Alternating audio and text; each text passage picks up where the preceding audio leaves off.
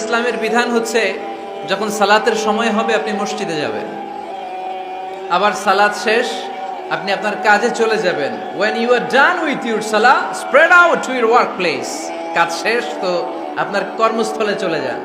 এটা হচ্ছে ইসলামের নিয়ম। তাহলে ইসলামে ইবাদতের অ্যাটিটিউডটা বুঝতে পারছেন? কাজের সময় কাজ, নামাজের সময় আওয়াজ করে বলেন কাজের সময় নামাজের সময়। সুন্দর হয়েছে না বিষয়টা? ফাইদা কুদিয়াতিস সালাতু ফান্তাশিরু ফিল আরদ, যখন তোমাদের সালাত শেষ তখন জমিনে ছড়িয়ে পড়ো, বের হয়ে যাও, কাজে নেমে পড়ো। কাজে কোনো লজ্জা নাই, পরিশ্রমে কোনো লজ্জা আছে?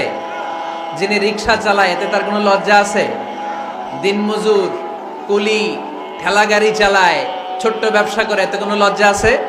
লজ্জা নাই। খেয়াল রাখবেন, লজ্জা হচ্ছে অলসতায়। লজ্জা কিসে? বিষ্ণু ঈসা ইসলাম বলেছেন, মা আকালা আহাদুন তুআমান কাত্তু খায়রুম মিন আইয়াকুলা মিন আমালি ইয়াদি।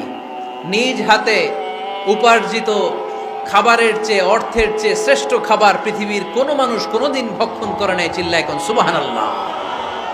শ্রেষ্ঠতম খাবার নিজ হাতে উপার্জিত খাবার। বাংলাদেশে চাকরির বাজার খুব মন্দা, ঠিক কিনা? বাংলাদেশ ইন্ডিয়াতে চাকরি পেতে অনেক কষ্ট। সামান্য একটা পদের জন্য যেখানে চেয়েছে ক্লাস 8 পাস, এখানে ডবল মাস্টার ডিগ্রি অ্যাপ্লাই করছে কয়েক লক্ষ। এজন্য আমাদেরকে উদ্যোক্তা হতে হবে। You have to be the entrepreneur. আমাদের উদ্যোক্তা দরকার, বেশি বেশি নতুন নতুন উদ্যোক্তা। নিজেই এমন আইডিয়া নিয়ে আসবে যেই আইডিয়া বিক্রি করে দুর্দান্ত আইডিয়া দিয়ে তুমি পুরো দেশ কাঁপিয়ে দিতে পারো। পারা যাবে না লক্ষ্মীপুরের ছেলেরা? আইডিয়ার অনেক দাম। You have to generate new ideas. নতুন নতুন আইডিয়া এনে মানুষ গোটা বিশ্বকে তাক লাগিয়ে দিচ্ছে। এই যে গত কয়েক বছর আগে কারের একটা রাইড চালু হয়েছে, নাম হয়েছে উবার। এই উবার কোম্পানি কি করে জানেন?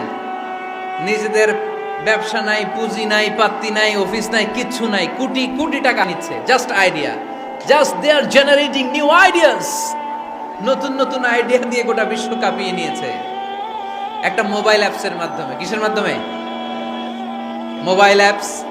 একটা কোম্পানি খুলেছে, গোটা বিশ্বের সব প্রাইভেট কারওয়ালারা ওইখানে রেজিস্ট্রেশন করে আপনি মোবাইলে কোথায় যাবেন, কোত্থেকে যাবেন লিখবেন, গাড়ি আপনার বাড়ির সামনে এসে হাজির। তার একটা পার্সেন্টেজ ওই উবার কোম্পানি পায়। ইউনাইটেড স্টেটস অফ আমেরিকার একটা স্টেট আছে সান ফ্রান্সিসকো, ওইখান থেকে শুরু করছে। 775টা সিটিতে ওদের অপারেশন আছে। বাংলাদেশে ঢাকাতেও আছে। আমি মালয়েশিয়াতে থাকি, ওখানেও আছে, ওখানেও আমরা চড়ি। প্রায় 63টা দেশে ওদের কাজ বাজ আছে। গত বছরে 2018 সালে ওদের প্রফিট ছিল, রেভিনিউ ছিল 11.27 billion US dollar, 11.27 US billion dollar. Just they are selling their ideas. নতুন নতুন আইডিয়া দিয়ে গোটা বিশ্ব কাঁপাচ্ছে।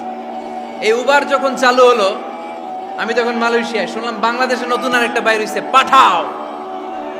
কি নাম?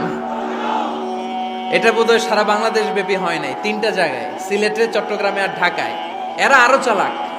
বাংলাদেশের ছেলেপেলেদের মাথায় চিকন চিকন অনেক বুদ্ধি। এরা ভাবলো এই উবার দিয়ে আর আমরা কত আগাবো, আমাদের গাড়ি আরো ছোট করতে হবে। এরা মোটরসাইকেল রাইড দেওয়া শুরু করছে। জ্যামের শহর ঢাকা, চিপা চাপা দিয়া এরা আপনারা নিয়ে জায়গা মতো পৌঁছায় দেবে। তো এই যে উবারের পরে আমাদের ছেলেরা বানাইলো পাঠাও। এরপরে কত কিছু বানাচ্ছে ছেলেপেলেরা, আমি তো এগুলো দেখে অবাক। রকমারি.com নাম শুনছো? বিক্রয়.com নাম শুনছো? ঘরে বসে বসে কোটি কোটি টাকা নিচ্ছে তারা। Just they are selling their ideas. যেহেতু আমাদের চাকরি কম, ওই চাকরির বাজারে আমরা লাইন দিতে চাই না।